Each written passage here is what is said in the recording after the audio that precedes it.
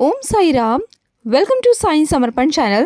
Happy Thursday to all my Sai devotees. आज हम शुरू करेंगे साईं सचरित्र का पहला अध्याय. तो चलिए शुरू करते हैं. श्री सच्चिदानंद सद्गुरु साईनाथ महाराज की जय. अध्याय पहला. वंदना.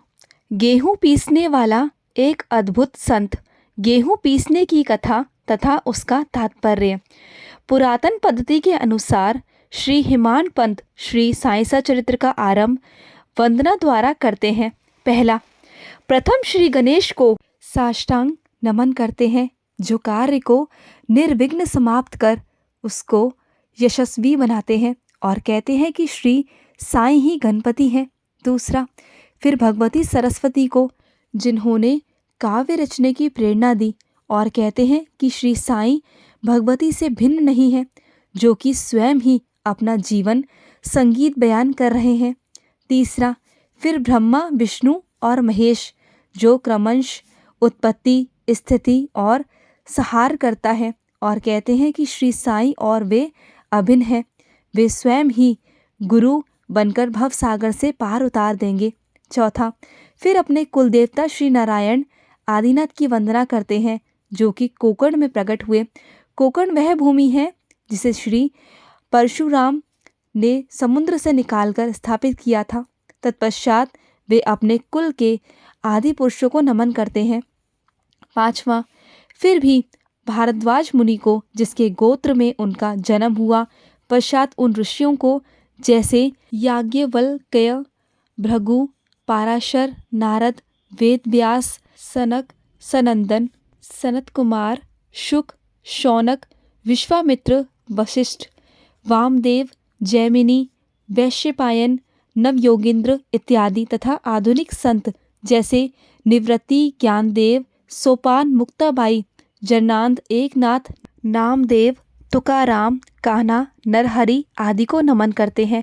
छठा. फिर अपने पितामह सदाशिव पिता रघुनाथ और माता को, जो उनके बचपन से ही गत को हो गई थी. फिर अपनी चाची को, जिन्होंने उनका भरण पोषण किया, और अपने प्रिय भ्राता को नमन करते हैं. सातवां. फिर पाठकों को नमन करते हैं, जिनसे उनकी प्रार्थना है कि वे एकाग्रचित्त होकर कथामृत का पान करें. आठवां. अंत में श्री सच्चिदानंद सद्गुरु श्री साईनाथ महाराज को, जो श्री दत्तात्रेय के अवतार और उनके आश्रयदाता हैं, और जो ब्रह्मा, सत्यम, जगन मिथ्या का बोध कराकर समस्त प्राणियों में एक ही ब्रह्मा की व्याप्ति की अनुभूति कराते हैं. सर्वश्री पाराशर, व्यास और शांडिल्य आदि के समान भक्ति के प्रकारों का संक्षेप में वर्णन कर अब ग्रंथकार महोदय निम्नलिखित कथा प्रारंभ करते हैं. गेहूं पीसने की कथा. सन 1910 में मैं एक दिन प्रातःकाल श्री साईं बाबा के दर्शनार्थ मस्जिद में गया. वहाँ एक विचित्र दृश्य देखकर मेरे आश्चर्य का ठिकाना ना रहा कि साईं बाबा मुँह हाथ धोने के पश्चात चक्की पीसने की तैयारी करने लगे. उन्होंने फर्श पर एक टाट का टुकड़ा बिछा उस पर हाथ से पीसने वाली चक्की रखी. उन्होंने कुछ गेहूं डालकर पीसना आरंभ कर दिया. मैं सोचने लगा कि बाबा के चक्की पीसने से क्या लाभ है. उनके पास तो कोई है भी नहीं, और वे अपना निर्वाह भी भिक्षावृत्ति द्वारा ही करते हैं. इस घटना के समय वहाँ उपस्थित अन्य व्यक्तियों की भी ऐसी धारणा थी, परंतु उनसे पूछने का साहस किसका था. बाबा के चक्की पीसने का समाचार शीघ्र ही सारे गांव में फैल गया, और उनकी यह विचित्र लीला देखने हेतु तत्काल ही नर नारियों की भीड़ मस्जिद की ओर दौड़ पड़ी. उनमें से 4 निडर स्त्रियों को चीरते हुई ऊपर आई और बाबा को बलपूर्वक वहाँ से हटाकर उनके हाथ से चक्की का खूंटा छीनकर तथा उनकी लीलाओं का गायन करते हुए उन्होंने गेहूं पीसना प्रारंभ कर दिया. पहले तो बाबा क्रोधित हुए, परंतु फिर उनका भक्तिभाव देख वे शांत होकर मुस्कुराने लगे.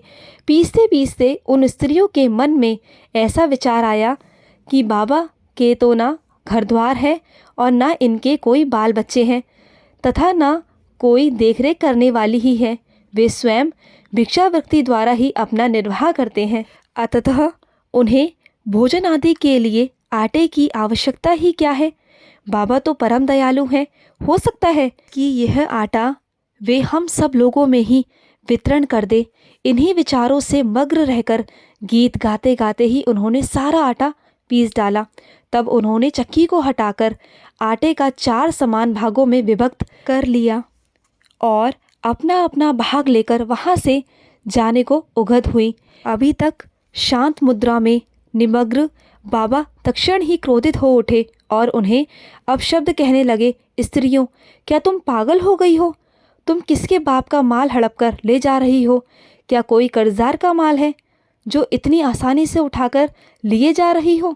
अच्छा, अब एक काम करो कि इस आटे को ले जाकर गांव के मेड़ सीमा पर बिखेर आओ। मैंने शिरडी वासियों से प्रश्न किया कि जो कुछ बाबा ने अभी किया है उसका यथार्थ में तात्पर्य क्या है। उन्होंने मुझे बतलाया कि गांव में विषु चीका हैजा का जोरों से प्रकोप है और उसके निवारणार्थ ही बाबा का यह उपचार है। अभी जो कुछ आपने पीसते देखा है वह गेहूं नहीं वरन विषु चीका हैजा था जो पीसकर नष्ट कर दी गई है। इस घटना के पश्चात सचमुच विषु चीका की संक्रामकता शांत हो गई और ग्रामवासी सुखी हो गए। यह जानकर मेरी प्रसन्नता का पारावार ना रहा। मेरा कौतूहल जागृत हो गया। मैं स्वयं से प्रश्न करने लगा कि आटे और विषुची का हैजा रोग का भौतिक तथा पारस्परिक क्या संबंध है, इसका सूत्र कैसे ज्ञात हो। घटना बुद्धिमय सी प्रतीत नहीं होती है। अपने हृदय की संतुष्टि के हेतु इस मधुर लीला का मुझे 4 शब्दों में महत्व अवश्य प्रकट करना चाहिए।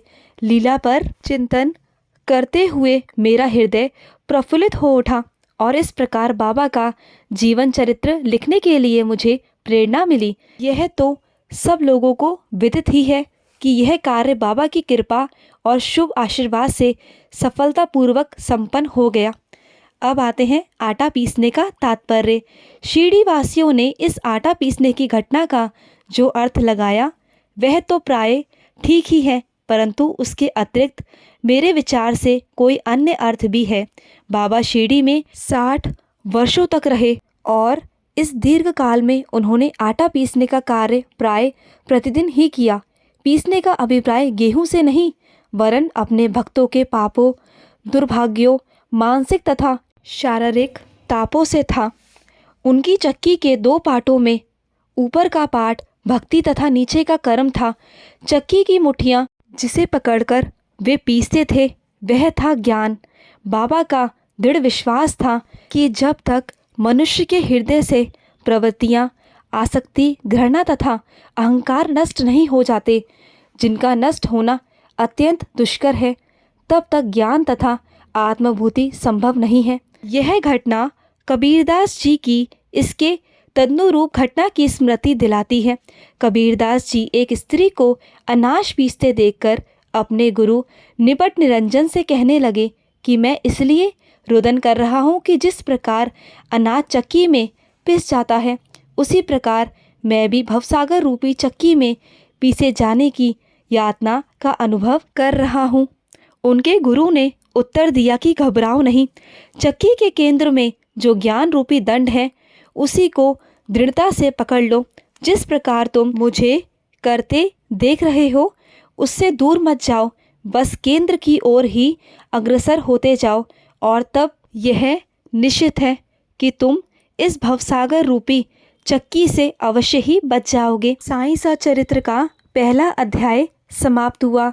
श्री सच्चिदानंद सद्गुरु साईनाथ महाराज की जय। श्री सद्गुरु साईनाथ ब्रह्मस्त शुभ भवत। ओम साई राम।